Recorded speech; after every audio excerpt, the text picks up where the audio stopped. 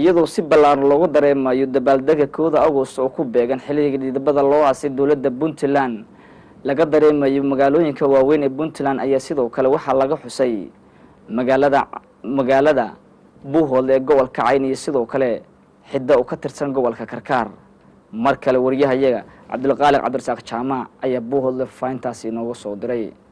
munaasabad ballaaran oo lagu xusayay sanad guuradii 17aad ee ka soo wareegtay aasaadka dawladda Puntland ayaa maanta lagu qabtay magaalada Buuhoodle ee xarunta gobolka Cayn waxaa munaasabadan maanta ka soo qayb galay maamulka gobolka Cayn iyo kan degmada culimada deegaanka waxgarad siyaasiyiin dhalinyaro iyo ciidamada dawladda Puntland iyo qaybaha kala duwan ee bulshada munaasabadan oo ahayd mid si heer sare loo soo agaasimay ayaa waxaa hadalka ka soo jeediyay madaxda ka soo qayb galay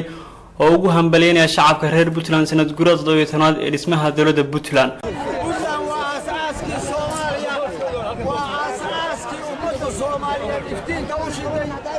وشدي دونتا عند كحون كمران العسنا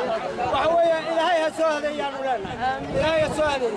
دعمان كتابك غير بوهدي وأمها مقنا يا حسوطا بلارنا كيما بلانك صغير كلي صحافة أمها مقنا وخلال برسولان أمها مقنا عيدمدان أمها مقنا وإلا وجين كانوا أمها مقنا وقاشان أمها مقنا عيد والبا غير بوهدي وأمها مقنا وحفلتها كصغير كشي وحنولانا يبدو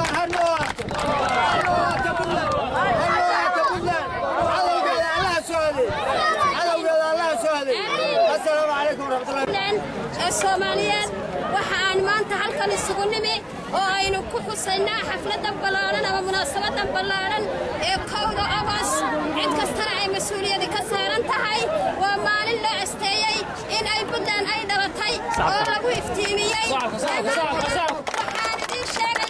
dadweynaha deegaanka reer Buuhoodle ee gobolka Cayn in ay dadkooda wax la qabaan in ay meel ka soo wada jeestaan in ilaahay kiibarsan soo haleeyo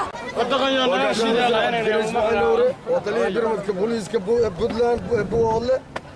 maanta waa maalin weyn waa maalintii iftiinku inoo soo baxay ee la aasaasay Puntland waa 1 August dhammaan waxaynu u baahnay inaynu u mahadnaqno maalinta weyn oo qadarino sharafno muunayno ilaashanno iyadoo Soomaaliya god ku dhaxday iyada godka ka soo saartay waxaanu idin leenahay taageera oo isugu geeyay gacmihiin iyo awoodiinaba wassalaamu calaykum waraxmatullahi wabarakaatuh madaxweynaha dawladda Puntland Dr. Cabdiwali Maxamed Cali Gaas madaxweyne ku-xigeenka injineer Cabdixakiin Cabdilaahi Xaaji Cumar Camay dhammaan waxaan leeyahay ummadda Puntland meel kasta ay joogto ku ciida sanadkan sanadkiisa guul iyo horumar iyo midnimo iyo barwaaqo dhammaan waxaan salaamayaa waxaan idinku salaamayaa sanadkan sanad barwaaqo iyo bashasha wax qabad baan idinka sugaynaa haddaan gobolka Cayn waxaan doonaynaa dadka Soomaaliyeed in loo qabto Buuhoodle xaga qabto sallallahu alayhi nabiyina Maxamed in ay hambaliyo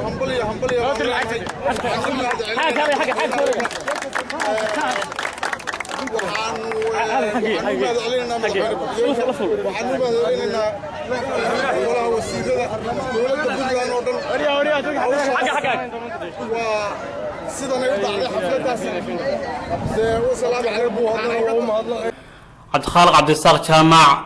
Puntland TV Buuhoodle